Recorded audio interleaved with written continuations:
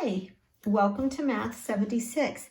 Today we're going to combine lesson 134 and 135. We're going to be talking about multiplying and dividing integers and angle bisectors. We know that when we multiply two positive numbers, the product is positive. So we have positive 3 multiplied by positive 4. We know that we get a positive 12. Now, one thing I do want you to notice is that when we write positive 3 and positive 4, there's no plus or minus sign between those set of parentheses. The set of parentheses are right next to each other, and that does indicate to multiply. Now, when we multiply a positive number and a negative number, the product is negative. Now, I'm going to show you an example on a number line. If we multiply positive 3 times negative 4, that's basically saying negative 4 plus negative 4 plus negative 4. I've put that on the number line for you. As you see, we start at 0, we add negative 4. That puts us at a negative 4. We add another negative 4, putting us at negative 8, and add negative 4 one more time, putting us at negative 12. So a positive 3 multiplied by negative 4 equals negative 12. So a positive multiplied by a negative, the product will be negative. Now, when we multiply two negative numbers together, the product is positive. And I want you to consider this sequence. Positive 3 times positive 4 equals positive 12.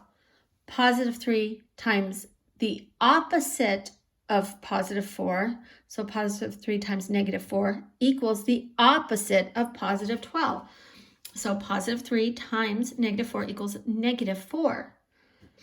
Now, negative 3 times the opposite of 4, negative 4 equals the opposite of the opposite. So the opposite of 3 times the opposite of 4 is the opposite of 12. So a negative multiplied by a negative is a positive product. So now one thing we want to recall that we can rearrange numbers of multiplication facts to make division facts. So if we have 3 times 4 equals 12, we know that we can rearrange that. So 12 divided by 3 is going to equal 4. 12 divided by 4 is going to equal 3. Now consider when we have a negative in there. We have a positive 3 times negative 4 equals negative 12. So we are rearranging these. We have negative 12 divided by positive 3. We have left that negative 4 because we've rearranged the same numbers. And now let's take our negative 12 and our negative 4. So we have our negative 12 and our negative 4. So 12 divided by negative 4 equals positive 3 because that is the number we have left when we rearrange those. Now, if we are rearranging negative 3 multiplied by negative 3 equals a positive 12, we have positive 12 divided by negative 3. That equals negative 4. Positive 12 divided by negative 4 equals negative 3.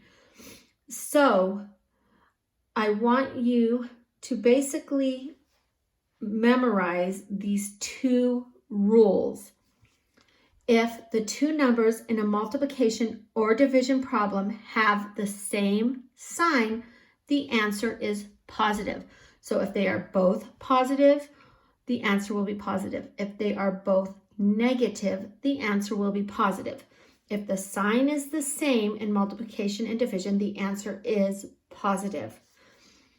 If the two numbers in a multiplication or division problem have different signs, the answer is negative. And those are the two rules I want you to remember. There are quite a few examples that you can look over that are in our book that show you this rule. So I'd like you to take a minute and look over those. And then, of course, the practice problems, the answers will be put in Canvas if you'd like to do those. Now we're going to talk about angle bisectors. The word bisect means to cut into 2 equal parts. So when we bisect, we're not putting a line over here. We're cutting into 2 equal parts. So we bisect a line segment when we draw a line or a segment through the midpoint of that segment. Now here we have segment AB. Line R runs right down the middle of these, and it divides line AB into 2 segments, AM and MB. So R is bisecting line AB. Now, we bisect an angle by drawing a ray that divides the original angle into 2 smaller angles of equal measure. So here I have angle RST.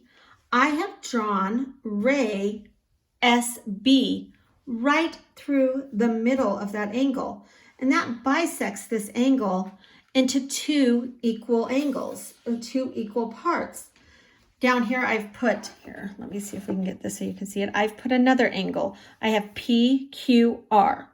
In this angle, I have angle ray QO, which bisects angle PQR into 2 equal angles. So now we have PQO and OQR, which are 2 equal angles, and this ray is the bisector. Now there is an activity to do to construct bisectors. If you have at home a pencil, paper, a compass, and a ruler, you can go through and follow the instructions in the book to construct angle bisectors. It is a really fun activity. I like doing constructing, so I would encourage you, if you have the tools, to do it. We are going to do problem set 135. So that is the set I will put in Canvas for you today.